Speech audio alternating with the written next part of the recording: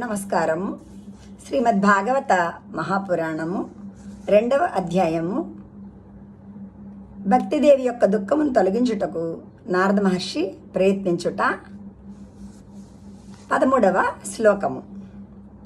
కలినా సదృశః కోపి యుగో నాస్తి వరాననే తస్మిస్త్వాం స్థాపయిష్యామి గేహే గేహే జనే జనే.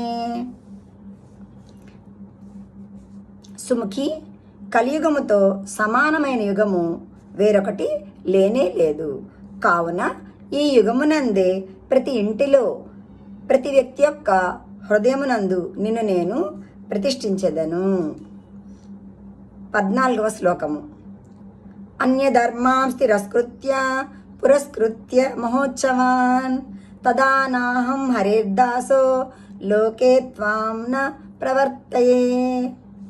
దేవి, చూడుము, ఇతర ధర్మములన్నింటినీ త్రోసిరాజని భక్తిదేవికి పట్టము గట్టి ఈ లోకమునందు మహోత్సవ సంబరముల తీరుగా నీ గురించి ప్రచారము చేయని ఎడల నేను ఆ శ్రీహరిదాసుడగు నారదుడను కానే కాదు.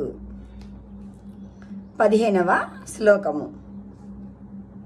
త్వదన్వితాశ్చ ఏ జీవ భవిష్యంతి కళావిహ ఏషాం చిత్తే వసేద్భక్తి సర్వదా ప్రేమరూపిణి. ఈ కలికాలమునందు నిన్ను అనగా భక్తిని కలిగిండుట మిగులు శ్రేష్టమైనది.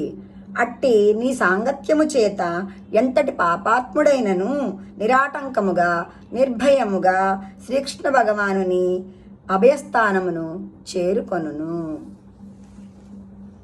ధన్యవాదములు.